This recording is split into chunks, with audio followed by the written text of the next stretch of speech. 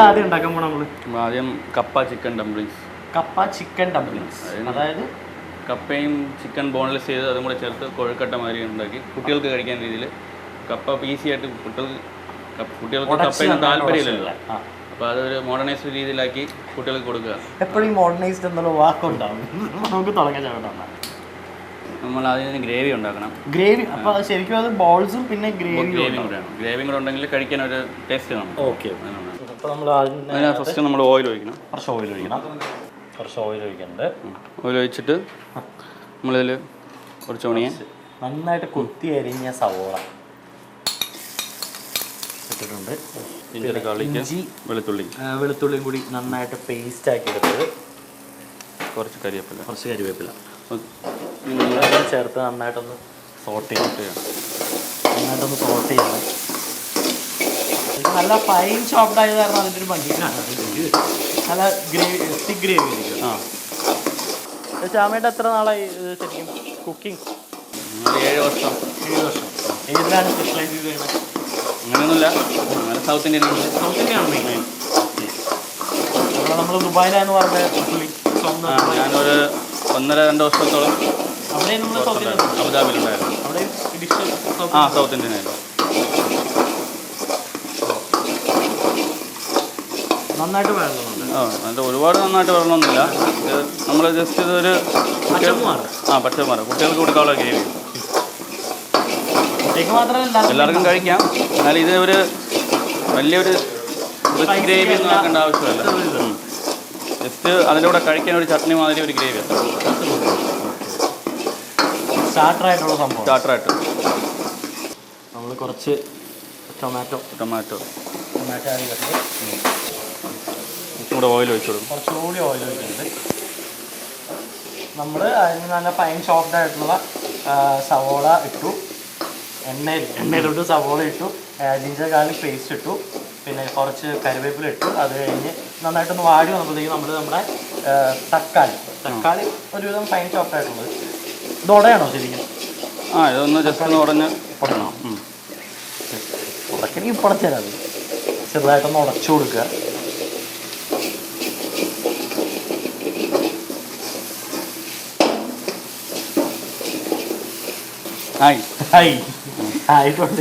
തീ കുറച്ച് കുറയ്ക്കാം.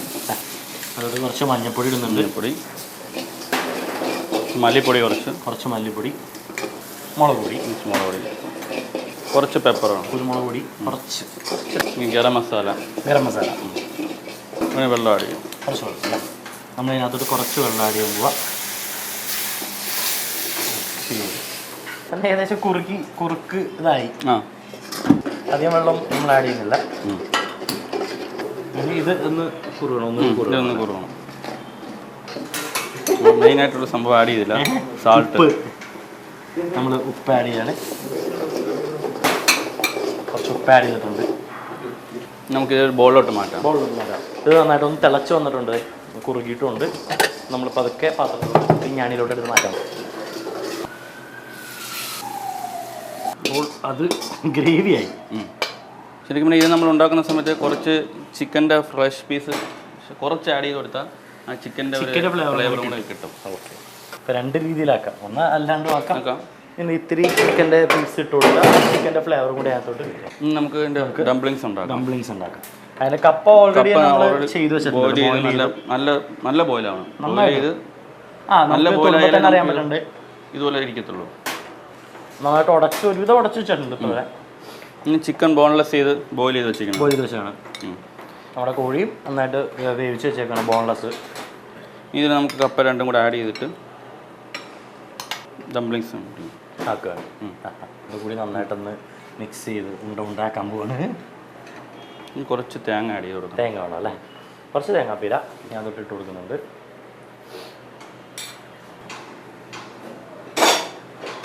ബോളിലോട്ട് നമ്മൾ ഉണ്ടാക്കി ഇങ്ങനെ എടുത്ത് വെക്കുകയാണ്. ഇപ്പോൾ 2 വേവിച്ചാൽ ഇങ്ങനെ തന്നെ തിന്നുകയും ചെയ്യും വേണമെങ്കിൽ. തീർന്നു. നമ്മൾ ഇനി ഇതിലേക്ക് നമ്മൾ ചട്നി ഉണ്ടാക്കി ചട്നി കുറച്ച് ഒഴിച്ചു കൊടുക്കുക. എത്ര എളുപ്പം നോക്ക്. നമ്മുടെ സ്റ്റാർട്ടർ അല്ലേ, നല്ല നാടൻ സ്റ്റാർട്ടർ. അതായത് നമ്മുടെ കപ്പ നന്നായിട്ട് പുഴുങ്ങി ഉടച്ചത്, അതിൻ്റെ ഒപ്പം തന്നെ ചിക്കനും ബോൺലെസ് ആയിട്ട് വേവിച്ചെടുത്തത് രണ്ടും കൂടി മിക്സാക്കി ഉണ്ടാക്കി വെക്കുക. പിന്നെ നമ്മുടെ ഈ ഗ്രേവി ഉണ്ടാക്കി അതിൻ്റെ പൊക്കത്തോട്ട് ഒഴിച്ച് കഴിഞ്ഞാൽ നമ്മുടെ എന്തായിരുന്നു അതിൻ്റെ പേര്? Chicken dumplings. കപ്പ ചിക്കൻ ഡംപ്ലിങ്സ്. നമ്മുടെ കപ്പയും കോഴിക്കറിയും എന്നും പറയാം വേണമെങ്കിൽ. ഇത് കപ്പ ചിക്കൻ ഡംപ്ലിങ്സ്. അപ്പോൾ ഇനി നമ്മൾ അടുത്തത് എന്താണ് ഉണ്ടാക്കാൻ പോകുന്നത്? അടുത്തത് നമുക്ക് dates and cheese puttu. Dates and cheese puttu ഒരു സ്വീറ്റാണ്. ഒരു പുട്ടാണ്. Puttu dates and cheese puttu.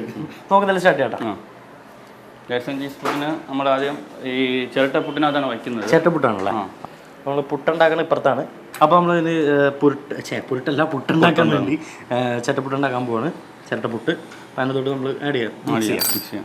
ചില്ലിട്ടുണ്ട്. ചില്ലിടാൻ മറന്നത് നമ്മൾ മാവ് അരി സാധാരണ പുട്ടുപൊടി മിക്സ് ചെയ്ത് വെച്ചിരിക്കുകയാണ്. മിക്സ് ചെയ്തിട്ടുണ്ട്. ഇതിലോട്ട് തേങ്ങ ഇടുന്നുണ്ട്.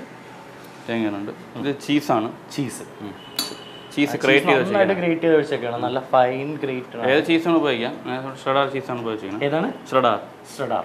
ഏത് ചീസാണെങ്കിലും കുഴപ്പമില്ല. നമുക്ക് പനീർ വേണമെങ്കിൽ ഉപയോഗിക്കാം. പനീർ യൂസ് ചെയ്യാം. ഓക്കെ, പ്രശ്നമില്ല. കുറച്ച് ഡേറ്റ്സും അരിഞ്ഞിട്ടത് വെച്ചിട്ടുണ്ട്. നമ്മുടെ അരിപ്പൊടി മേലത്ത് കുറച്ചുകൂടി ഇട്ടിട്ട് വീണ്ടും നമ്മൾ കുറച്ചുകൂടി ചീസ് എടുത്ത് ഇടുന്നുണ്ട്. ശരിക്കും ആ പുട്ടിലോട്ടൊക്കെ ശരിക്കും ആ പൊടിയിലോട്ട് ഇറങ്ങുമല്ലേ. കുറച്ച് തേങ്ങാപ്പീര പൊക്കത്ത് ഇട്ടിട്ടുണ്ട്. വീണ്ടും പിന്നെയും ഒരു സെക്കൻഡ് ലെയർ എന്ന ഇതിൽ കുറച്ചുകൂടി അരിപ്പൊടി നമ്മൾ ഇതിലോട്ട് വെക്കാൻ പോവാം. പിന്നെ ഇതൊരു 2 മിനിറ്റ് കഴിയുമ്പോഴത്തേക്കും നമ്മുടെ പുട്ടാവും. എന്താ 2 മിനിറ്റ് വെയിറ്റ് ചെയ്യാം. നമ്മുടെ പുട്ടാവട്ടെ അല്ലേ? 2 മിനിറ്റ് വെയിറ്റ് ചെയ്യും. അപ്പോൾ നമ്മുടെ നേരെ പുട്ട് ഉണ്ടാവും. അപ്പോൾ നമ്മളിവിടെ എന്താ ശരിക്കും മണ്ണിൻ്റെ ഒരു പാത്രമാണ്. മണ്ണ് വെച്ചുള്ള പാത്രം. അതിനകത്ത് നമ്മുടെ വാഴയില നല്ല റൗണ്ട് ഷേപ്പിൽ അരിഞ്ഞ് അറുത്ത് വെച്ചത്. അതിനകത്തോട് നമ്മൾ നമ്മുടെ ചിരട്ടപ്പുട്ട് ചീസ് ഡേറ്റ്സ് ചിരട്ടപ്പുട്ട്.